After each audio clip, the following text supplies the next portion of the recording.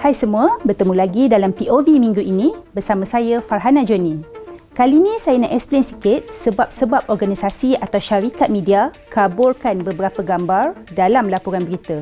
Tak kiralah media cetak, elektronik mahupun portal dalam talian. Majoriti tindakan yang sama diambil jika berkaitan dengan gambar orang kena tuduh, OKT, kanak-kanak termasuk bayi serta pesalah juvana dan keluarga mangsa. Sebenarnya selain daripada identiti langsung kan, macam contoh OKT ataupun suspek, selain daripada orang-orang itu yang pasti kita perlu rahsiakan ataupun tutup dia punya identiti ataupun blur kan dalam mozaik kan, dia punya physical ataupun rupa dia adalah pertama sekali of course kanak-kanak ataupun dalam arti kata ni pesalah juvana. Okay, kalau dia pesalah, keduanya harus dipikirkan adalah keluarga ataupun saudara mara berkaitan dengan suspek itu sendiri. Dan dalam arti ini adalah orang yang di bawah umur, walaupun dia tak bersalah, walaupun dia bukan tertuduh, tapi dia juga harus ditutup ataupun dirahsiakan identitinya. Selalunya situasi ini boleh dilihat menerusi laporan berita jenayah atau prosiding di mahkamah. Bahkan dalam laporan berita tertentu seperti rampasan atau pemeriksaan barangan oleh KKM atau KPDN HEP, jenama produk juga dikaburkan daripada tatapan umum. Apabila keadaan itu berlaku, pastinya ada beberapa pihak sama ada pembaca, penonton mahupun netizen akan melahirkan rasa tak puas hati dengan beranggapan organisasi atau syarikat media berkenaan mempunyai tujuan tertentu.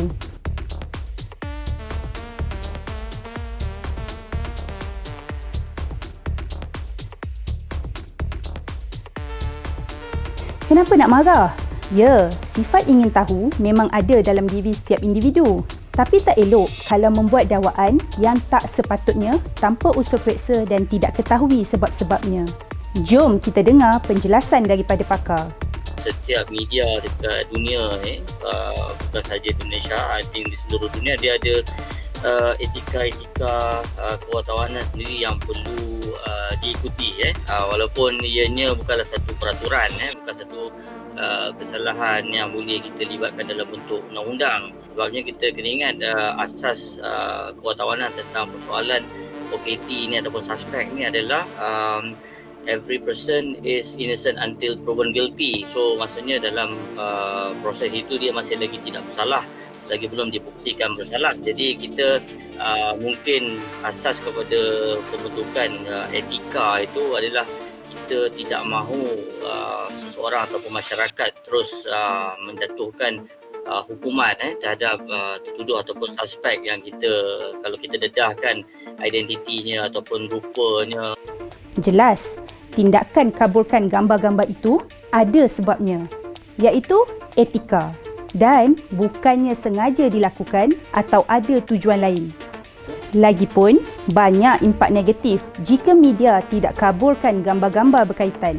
Ini termasuk berdepan dengan tindakan undang-undang. Seperti semua sedia maklum, industri media dilingkari dengan berbagai-bagai akta dan peruntukan undang-undang yang perlu dipatuhi.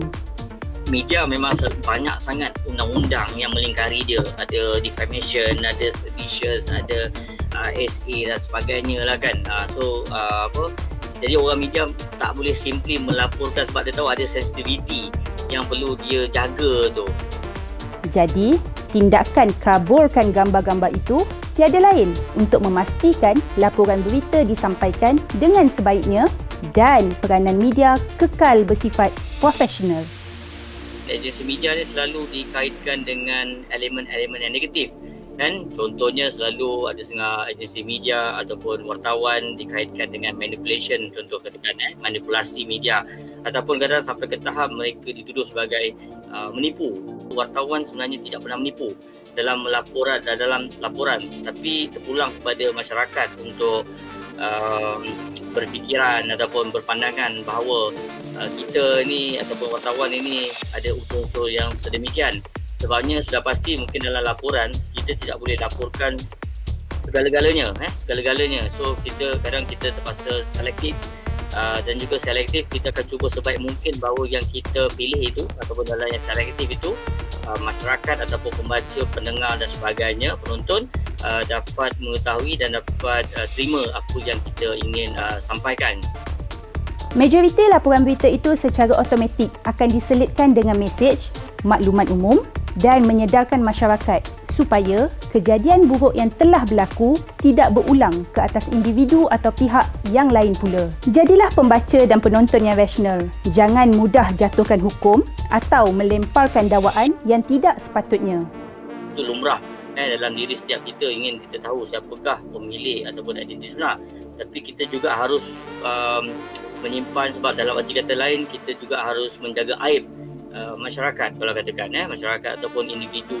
Yang pertama sekali adalah masyarakat sekeliling akan terus menjatuh hukum once ataupun sekali dia nampak gambar berkenaan.